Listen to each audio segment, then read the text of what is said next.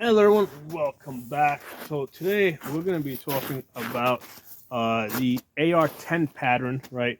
And one of the things we're going to be talking about is that there is no real AR-10, as far as I can tell, that's available on the market today. Okay, so there's no such thing as mil-spec AR-10.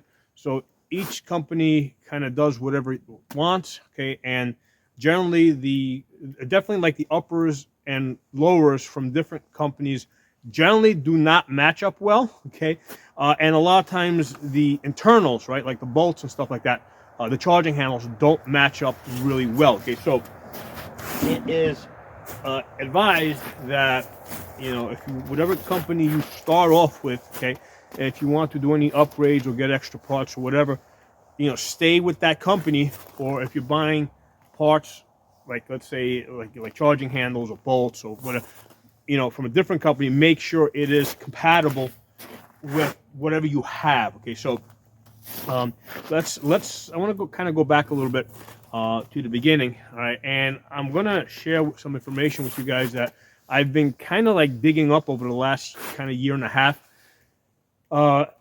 You know what? It's hard to get this information. All right, and if anybody has better information, more accurate information, if I make any mistakes, please put it in the comments below. Okay, because just to give you guys an example, I've gone as far as trying to email Palmetto, for example, on information with regards to the AR-10s that they offer, with regards to their lineage and the patterns and etc. And I haven't been able to get the information that I want. Okay, so it is hard to get this information. So as far as I can tell, right, the information I've been able to gather, right, AR-10 was originally designed by Eugene Stoner, right, and it predates the AR-15, right? That's why AR-10 has a lower number, okay? And what happened was he was working on it. The problem with the AR-10s is that they were kind of blowing up, okay? The AR-10, the original one, was designed to be a light gun. Basically, they were trying to put a 308 into pretty much the size of an AR-15 as we know it today, and it wasn't doing very well. Gun was blown up, so we basically said, okay, let's try a less powerful cartridge, right? So we went to basically started working with the 223. Eventually, that became the 5.56, and that was successful. It was adopted by the military, and we got this concept of the mil-spec AR-15, right? Where like, some, I don't know, 95% of the parts of, to buy an AR-15 today is kind of compatible with whatever the military is using, okay? And it's great because it's a Lego block system. Wonderful. I love AR-15s. But what happened with the Stoner, right? So basically, his company, the company he was working for, Armalite, okay, they sold the rights to Colt, okay, and basically Colt ran off with the AR-15, and at some later point, Eugene Stoner went to work for Knight's Armament, okay.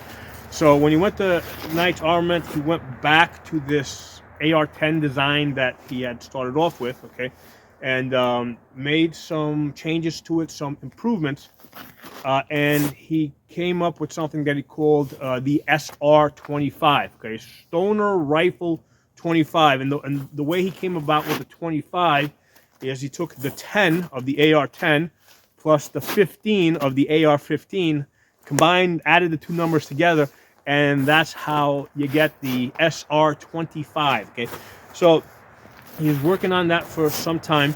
I think the most successful thing that came out of this was the magazines, right? Because if you go to buy AR-10 magazines today, right, and when I say AR-10, today we use the term AR-10 generically, okay? It's basically an AR-style gun that shoots 308s, okay? So that's what we mean today when we say AR-10. And again, like I said, each company kind of does its own thing. They're not cross-compatible. But Eugene Stoner basically develops this thing that he calls this AR-10, this AR-10 style gun that he calls the SR-25.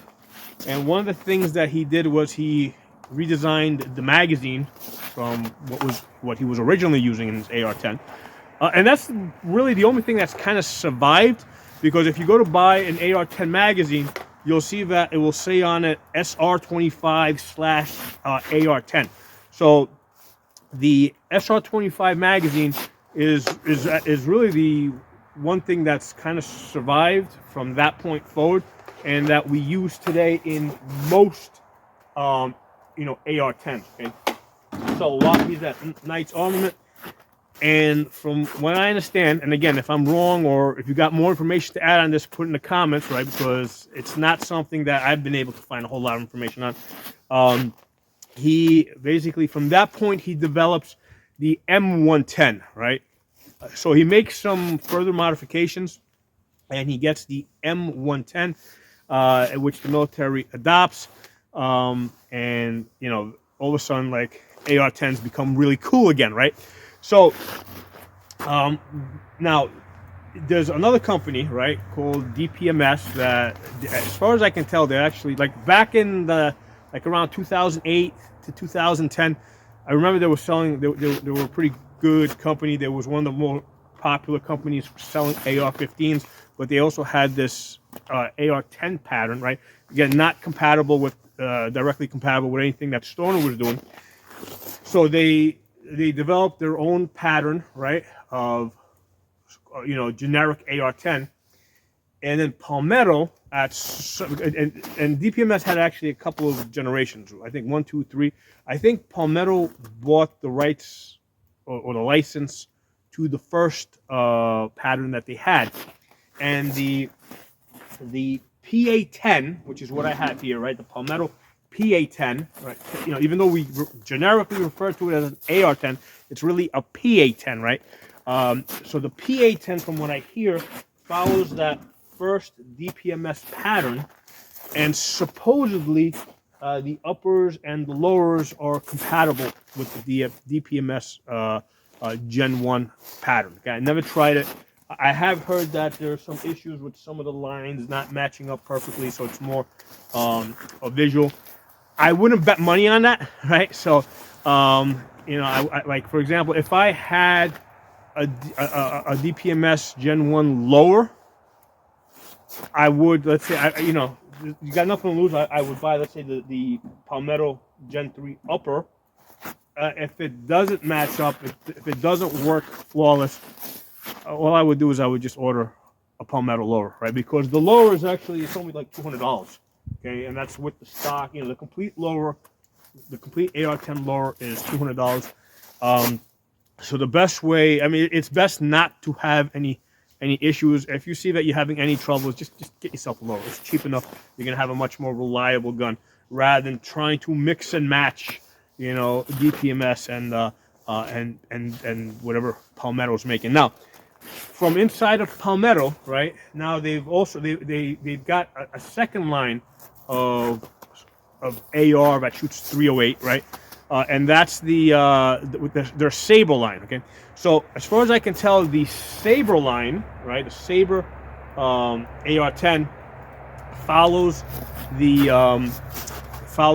M110/SR25 pattern. Okay, so if you look over here, right, where the upper and the lower meet, you'll notice that on the M110 and also on the Palmetto Saber line, where they meet over here, it's cut diagonal, right? So that's kind of a telltale sign of what you got. It's gonna be diagonal.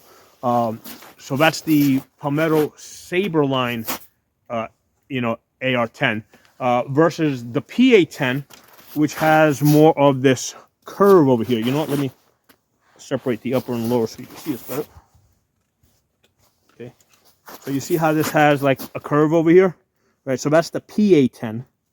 So the Saber line and the M110 is cut diagonally. It's a really sharp diagonal cut. Okay, so that's one of the things that you can kind of look at. Now, is, for example, the Palmetto Saber AR-10 compatible with Knight's armament M110? I do not know.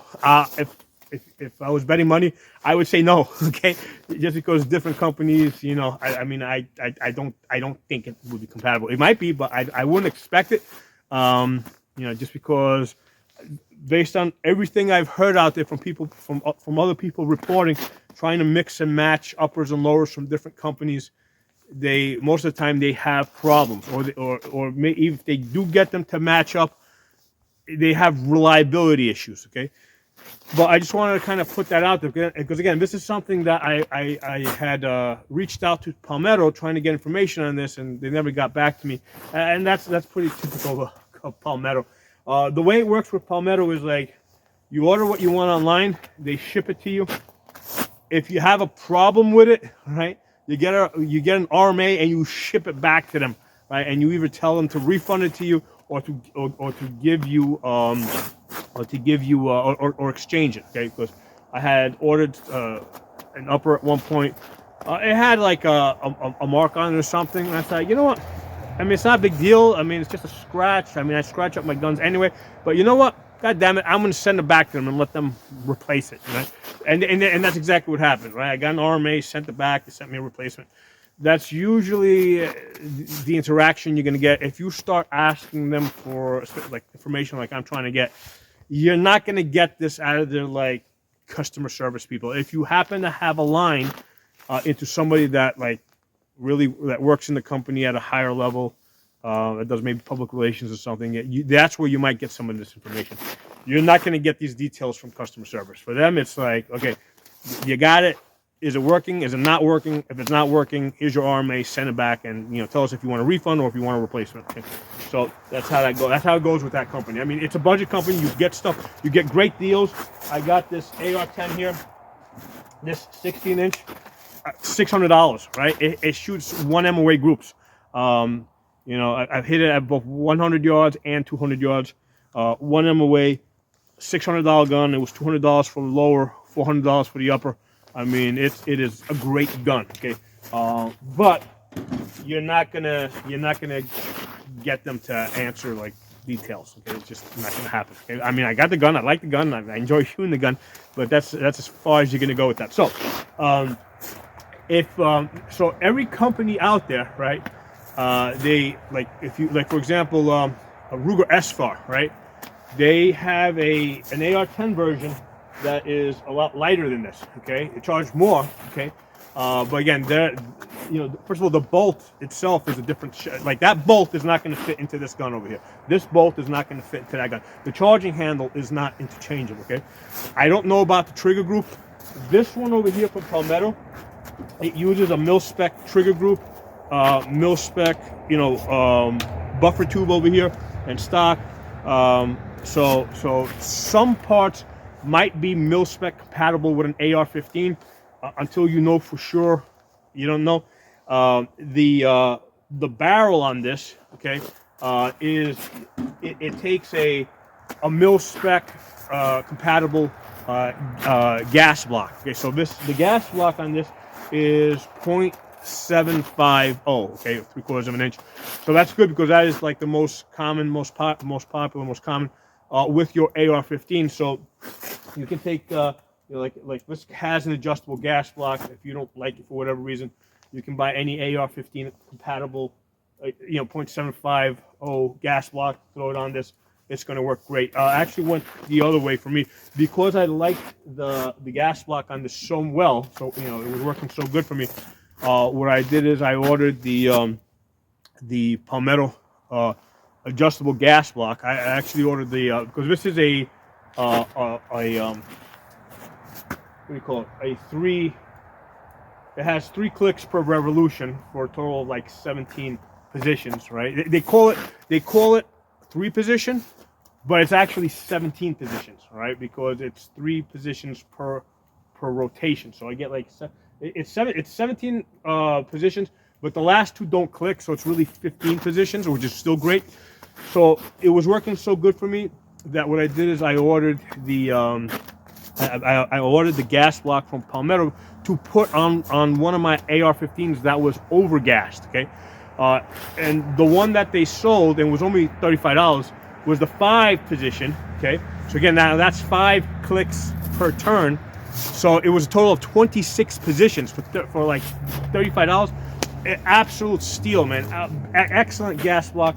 So here's a situation where, because the profile of the barrel is basically the same size as an AR-15 at .750, you know, I was able to get the gas block that was meant for this and put that on my AR-15, and that thing is like, it purrs. You know, I've got it gassed down. It's beautiful. Okay, so the point is that as far as the compatibility, you gotta like look at each part, and usually in the description they'll tell you what's mil-spec compatible, what's not. Okay, what's AR-15 mil-spec compatible, and what's not. Now, one of the things that I wanted to do with this when I first got it is I wanted to get an extra firing pin, all right, because firing pins break. Okay, so that was one of the things where I was having some issue with. Okay, what's the right size firing pin that will fit this AR-10? And again, I'm using AR-10 here genetically. Okay, so you basically gotta, you know, like, you know, I think I ended up going back to Palmetto, but it turns out that there's a bunch of companies, like that's one part that seems to be very common. So the important point here is that if you buy any parts for your AR-10, you got to make sure they're returnable if they don't work. Okay, so that's, you know, so I got it from, I'm pretty sure I got it from Palmetto. If it didn't work for any reason, I would have been able to send it back.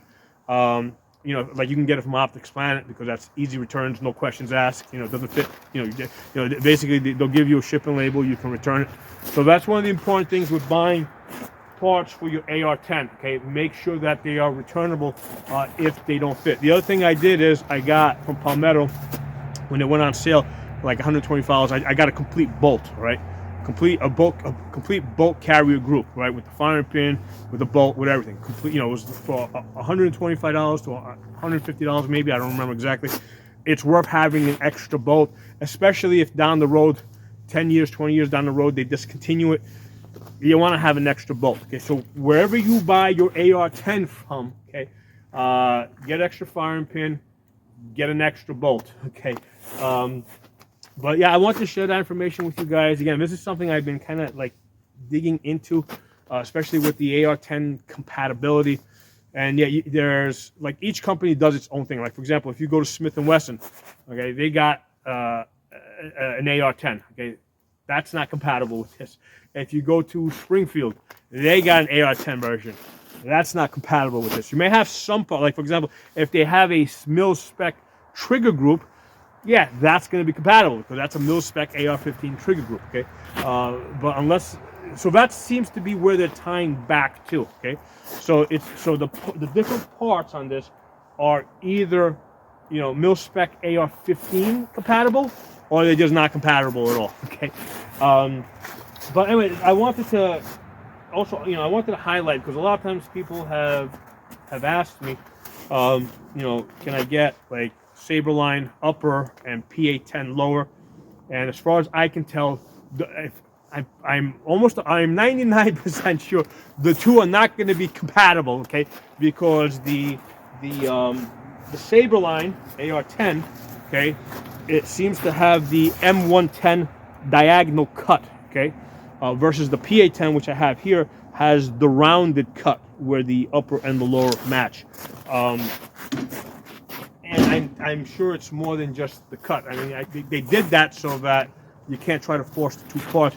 If you were to, let's say, take a Dremel or something and you try to force the two, you know, cut the two pieces so that, and force them to fit each other, the gun's probably still not going to work, okay? You know, just different sizes, etc. Okay, so I thought that information was worth getting out there. Even though I don't have all the information on this, it's not complete because, you know, it's just not out there. You know, you know, and if you guys know better, again, please put it in the comments because I'd love to fill in a lot of the gaps. But this is a great gun, man. I mean, for the $600, man, one MOA groups, you know, yeah, I'm absolutely loving it. I have no inclination, right? Absolutely no inclination to go and buy a more expensive AR-10. Okay, absolutely none. Okay, like for example, like the more expensive Saberline that Palmetto offers, Why? Is it going to be more accurate? Is it going to be lighter? What's it going to do for me, right? And the only thing is that it's more military M110 like, okay, and that's really an appearance thing, I think, more than anything else. Quite honestly, I think that the PA-10 is better because of that highly adjustable gas block, okay? Has a lot more gas positions, and one of the issues that you're going to run into with AR-10s, right, that shoot 308 is that 308 comes in very wide variations, okay?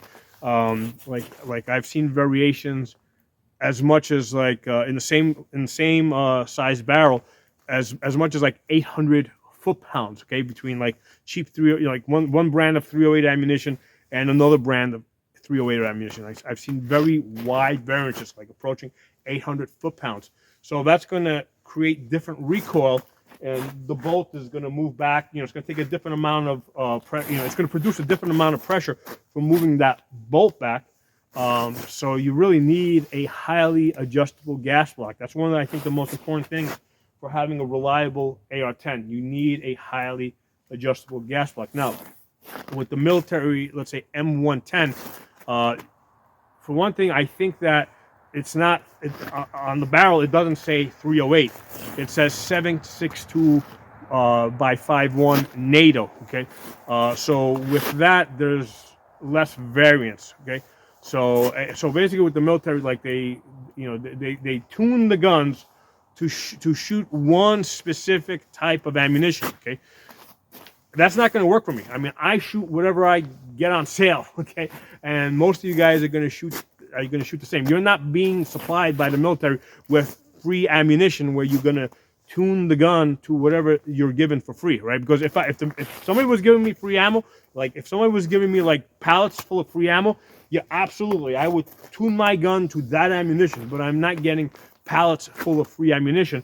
I get whatever I get on sale, and I need to make sure that my gun is tunable to whatever ammunition I happen to be shooting. Okay, so I think that is the right mindset for you to have. So buy an AR-10, make sure it has a highly adjustable gas system. Okay, so thanks for watching. Drop some comments. I'll talk to you all soon.